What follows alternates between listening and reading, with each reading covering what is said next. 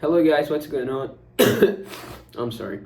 Today I want to talk about this book here, Energy the Master Resource by Robert Bradley. Um, and it's kind of curious how I found out about this book.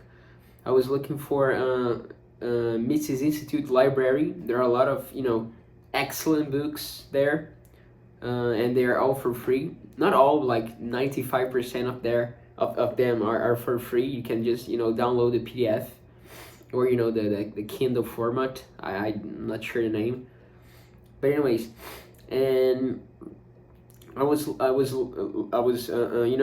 for the titles in the library, the online library, and I found this book, and it called my attention because at that time I was like 3 months ago. Yeah, 3 months ago.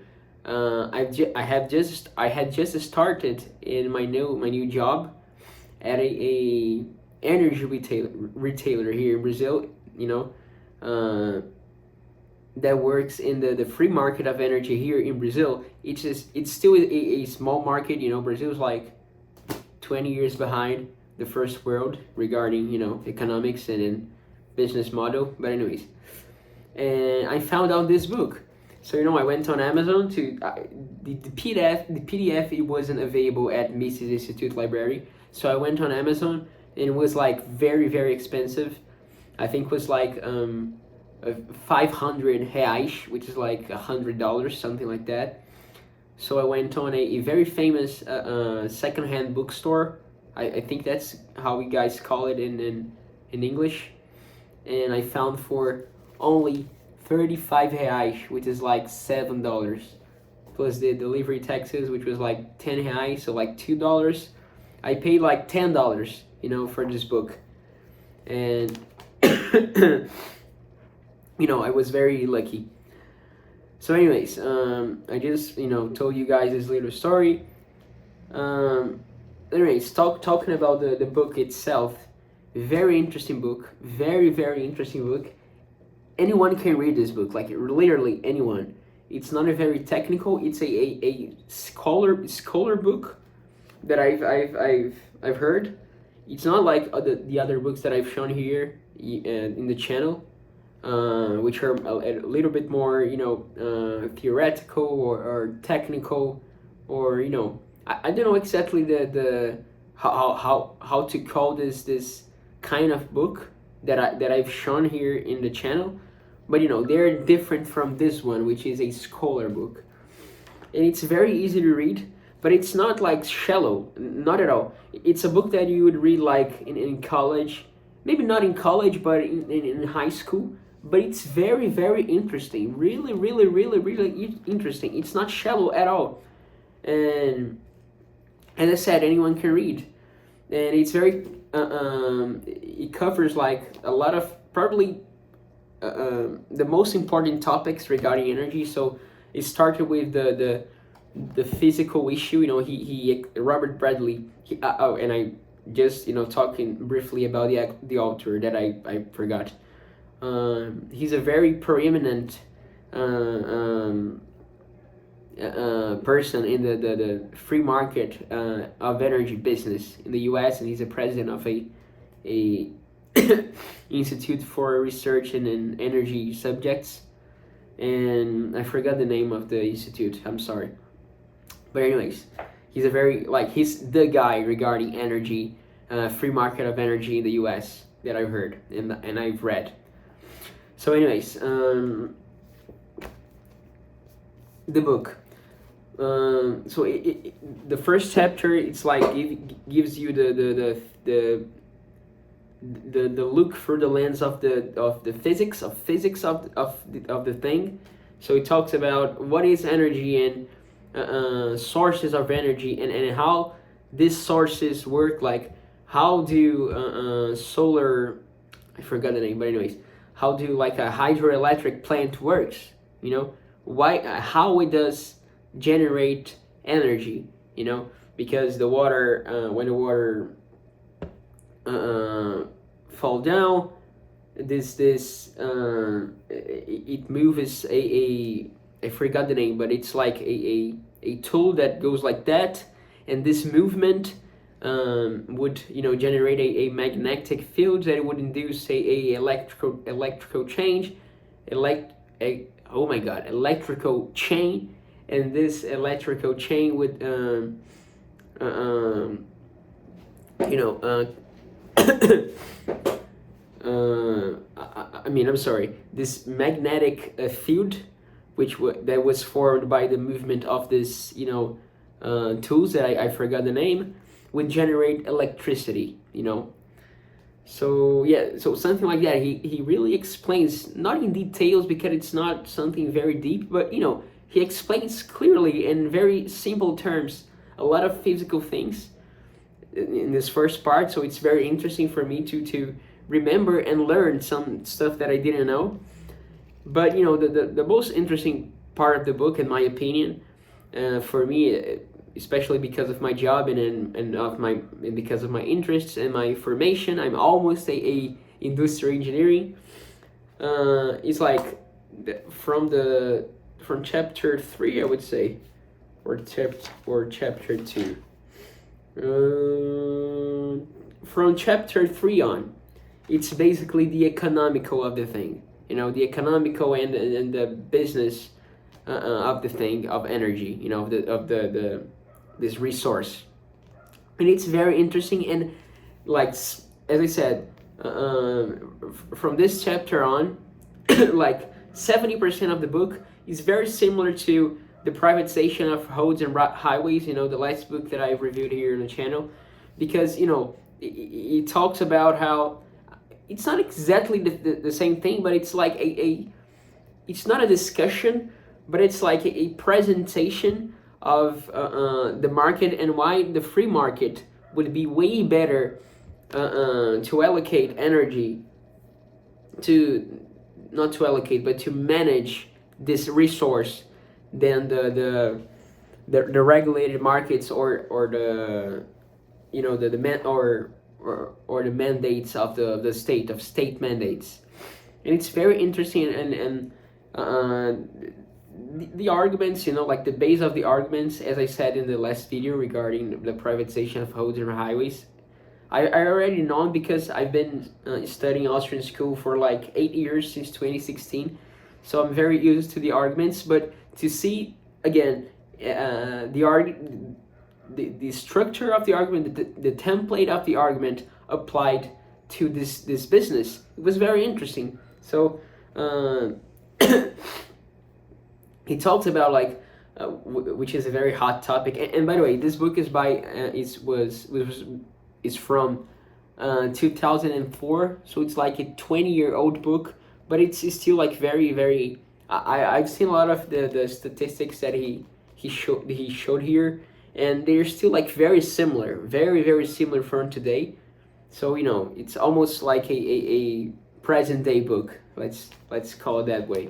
But anyways, and for example, when he talks about it was something that's a very hot topic, and I've heard a professor of mine talking about it in college, talking against that sometimes something is profitable, it's sustainable economically, but it's not sustainable, profitable energetically, he would say. And he says in this book that doesn't make any sense at all, because the price system is that indicates if something is worth it or not. If something is worth or not, because price reflects the proportion in offering. No, it's not offering. And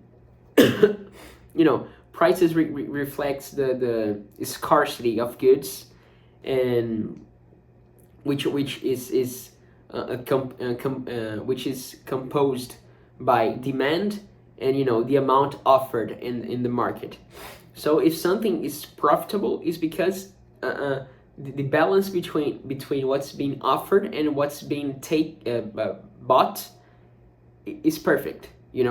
So energy is not different, because energy is sustained, and energy is measured when you talk about the resource in terms of money, not and that's the thing that Hayek says, and the Austrian school understands very well, everything in the economy is regarding prices, and not like a single price. It's a comparative price. It's relative prices. That's what matter in economy.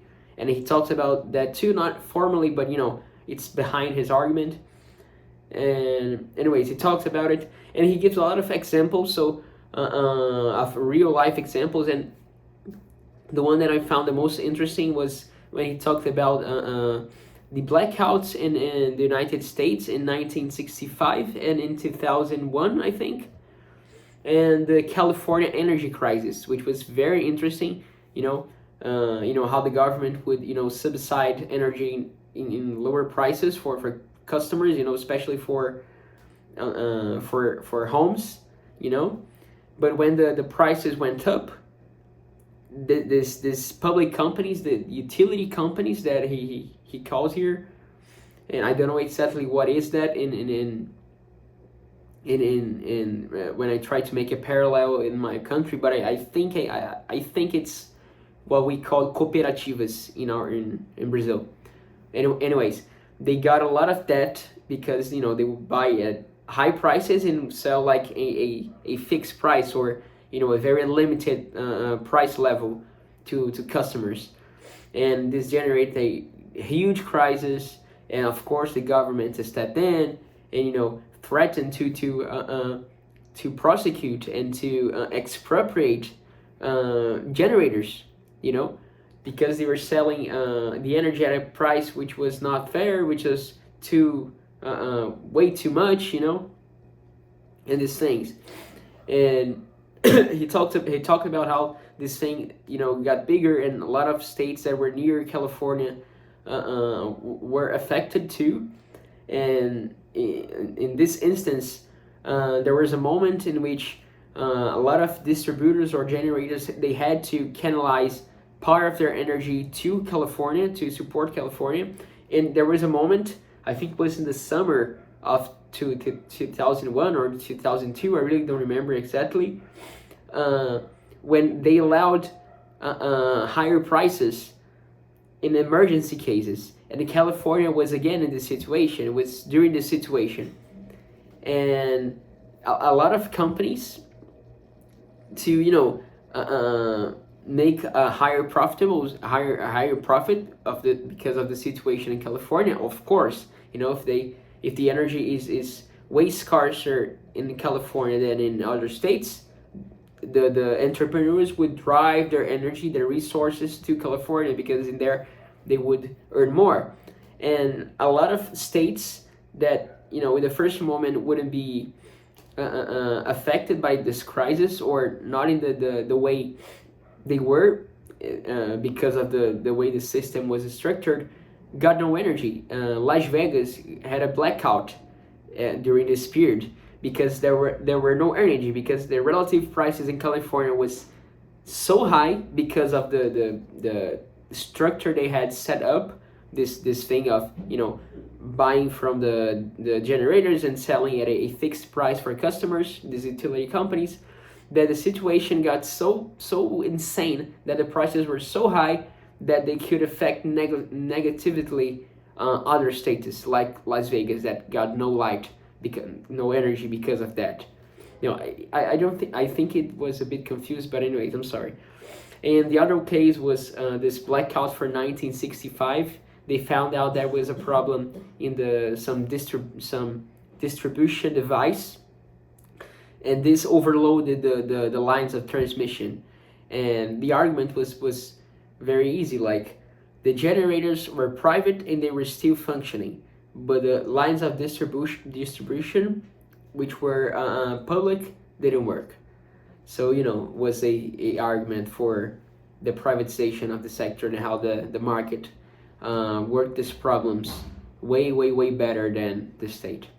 So anyways, very interesting book, very interesting book. It's worth reading. And I forgot, not only economical and business topics, but he talks a little bit about politics. The importance of the strategic importance of energy. It's known as a strategic resource, just like water and highways and roads, like I showed in last video. and military issues, for example, police, you know. So he talks a little bit about that too, the political problem, regarding the United States and the Western countries and OPEC, and the Middle Eastern countries. So it's very interesting, and China too. Very interesting, very interesting. China and 20 years ago was not what is today, but it was like starting to grow. Not starting to grow, but it was like growing.